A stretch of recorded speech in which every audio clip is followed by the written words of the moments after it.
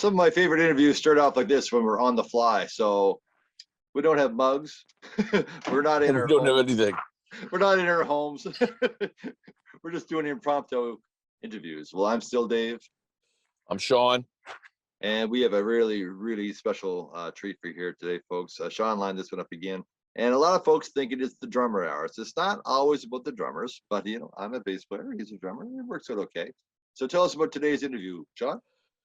Well, I had to sit down with our good buddy Scott Harnish a couple of weeks ago, and come to find out that this gentleman who really needs no introduction, Scott has been using him as a mentor. So we started talking about him, and his name's come up before. Mr. Matt Starr, who plays with Ace Frehley, has played with Mr. Big, Black Swan. He's one of those go-to guys on the scene, and we're going to cover some of that because his name's come up a lot. And I want to get the skinny as to, you know, how he's doing that, because I think it's very important for people to learn this stuff. So without further ado, we have Mr. Matt Starr. Right on. There's his caricature, and there he is in real life. You're a little sideways, Matt. Yeah, let me get. Huh. There you go. There you go. Well, I can do that. Yeah. There we go. How's that? That's even better. Perfect. Okay, there you go.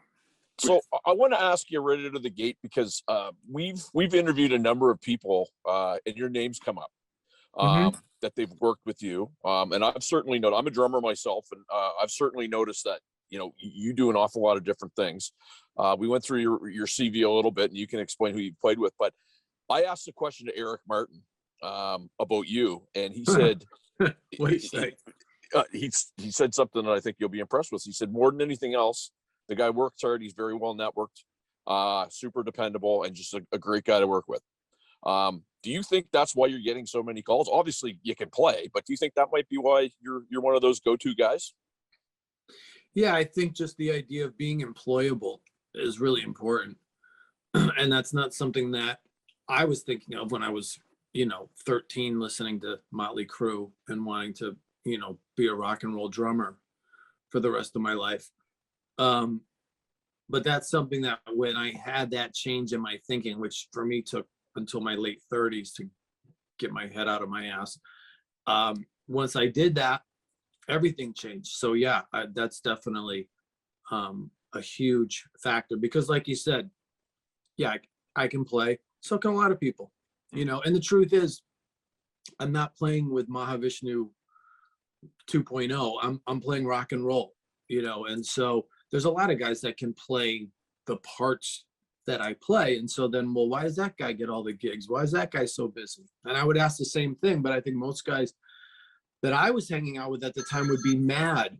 Why is that guy getting all the work? He's not that great. This guy's better than him. And I thought, well, shit, if that guy can get all this work, then so can I. It was motivating to me. Mm-hmm. And then recognizing what people are really looking for when they're hiring somebody, Well, so to that end, Matt, so you go into a situation, because I heard the Black Swan material. I was on an interview with somebody, and Robin was ahead of me, and I was kind of listening to the process of what you guys did to put that together. But everything that you put, it is rock and roll, but it's a little different. Fair to say? Which like Mr. Big or? Well, so you go from Mr. Ace Frehley to Mr. Big, the Black Swan. They're all rock and roll, but they're a little bit different. And your playing is, it's still you, but there's little nuances in there that are different. So when you're getting some of these calls, so they sit down with you and say, "Here's what we're looking for." They just say, "We're looking for Matt Starr." Everything's different, Ace. I'm a Kiss fan, so like I can't unhear those songs. They're just burned in my brain. Mm-hmm. So actually when I started playing with Ace, which was in 2012, I hadn't listened to Ace playing live. I was listening to Kiss Alive and Kiss Alive 2 and Ace's solo album. So some of that stuff I kind of brought back to more like the original thing. That was just my choice, because it had changed over the years, as it does.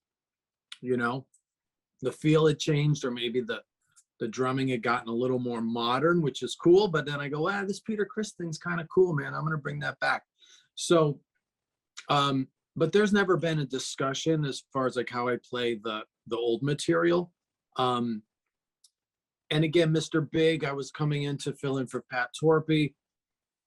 That's a band. It's not just like, hey, let's rock out. It's very specific, very worked out parts. So that was obvious that they needed to be correct, and which I did to the best of my ability.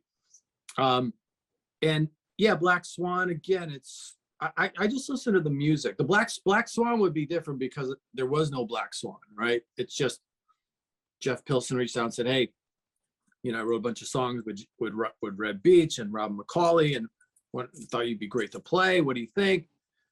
I'm going to send you some material. And I listened. I go, okay. And then there was demo drums that were just kind of a drum machine loop with some hits and stuff. So then I can bring something into that. And that is pretty open. But yeah, I think you just listen to the music and respond to it. So again, it's kind of a long answer, but to me, it's all rock and roll. I mean, if there's a distorted guitar, it's rock and roll. So whether I be playing with Shania Twain or playing with Motorhead, it's rock and roll. You know, I got to support that vocal. I got to help tell the story, give a nice creative arc, add the energy and the enthusiasm. Obviously, there's things you're going to do in certain kinds of music that you wouldn't in others. But I approach it all pretty much the same. It's just like something like Mr. Big is a much more sophisticated thing than, say, what I do with Ace. Not necessarily more nuanced, you know, because some of the simpler stuff is a bit more sophisticated than it sounds. But yeah, so again, I just think rock and roll. Let me listen to the song and support what's going on here. Awkward pause for Dave. Where's he at? Well, while we're waiting for Dave, then I'm going to ask you another question. So, you know, being a drummer, and I know when I was younger, you know, you got chops and you go in and you play them and you hear yourself played back and you go, geez, I thought that fill sounded a lot better than it did. And then you get introduced to click tracks and you know, and playing for the song and that type of thing. When you go in to do a session, are you a click track guy? Are you you know, fly by the seat of your pants guy? Are you structured? What's the best scenario for you to go in and record something? Well, it's up to the artist and how they want to work. The majority of my sessions, I work with artists that are all around the world. So we're typically not in the same room, you know, like on the new Black Swan record, which is great. And it'll be out next year. They had us do our special thanks. And I thanked my companies and the bandmates and my kid, my family, and then Dropbox, because it was like, you know, we're sending tracks back and forth. Like that's how we did it. I recorded remotely for that record. So but ultimately, yeah, it's up to the artist. If you're not in the same room, you can't do it without a click. Yeah. Right. So I've done sessions where there is no click, and I love that. I really love that because then I get to use my internal clock. Mm-hmm. If I have a click track I'm playing to, that's the tempo, and you can push and pull a little bit, but making that sound exciting is really the goal. So Matt, I think I'm back now. Sorry about that. The question I had for you earlier is, what's your forte or what's your passion? Would it be more studio work or would it be the live stuff? I love both. And a lot of guys I talk to, majority of them are live guys. They like live. The studio's like too confining for them. But I really love being in the studio and being able to create something. And, you know, how can I tune my drums differently, or put a towel over the drums, or, you know, hit them differently, or not hit cymbals or whatever, and like be creative like that. I love that. You know, I love Brian Wilson and Phil Spector and the Beatles and all these guys that, you know, were kind of, the studio was ultimately their place.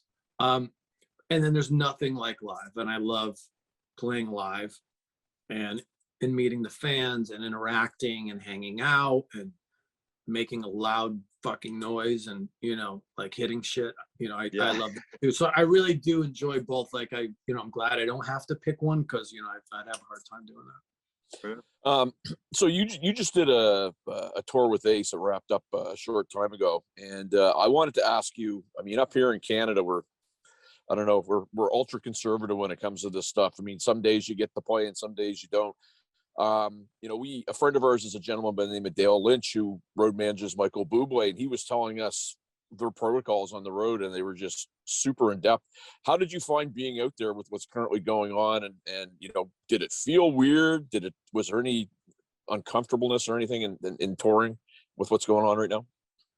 The only uncomfortable thing would be having a Q-tip stuck up your nose every other day. Yeah. I like it now.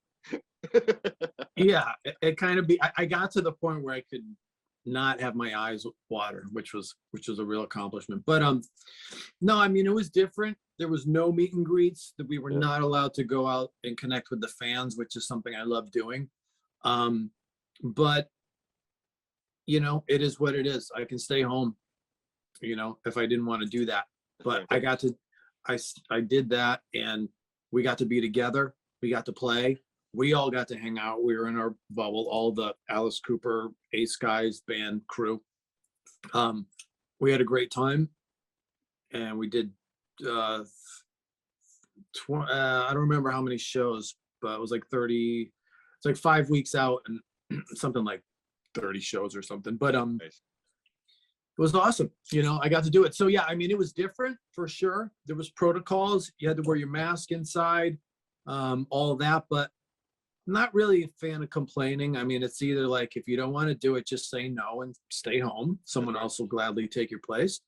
Or if you say yes, you don't get to complain because you said yes. So, honestly, the biggest aggravation with the mask is my mustache gets all fucked up because it Yeah, I gets all hear you, brother. smashed up and crushed up, and it just, Yeah, we're all there. that was my biggest challenge.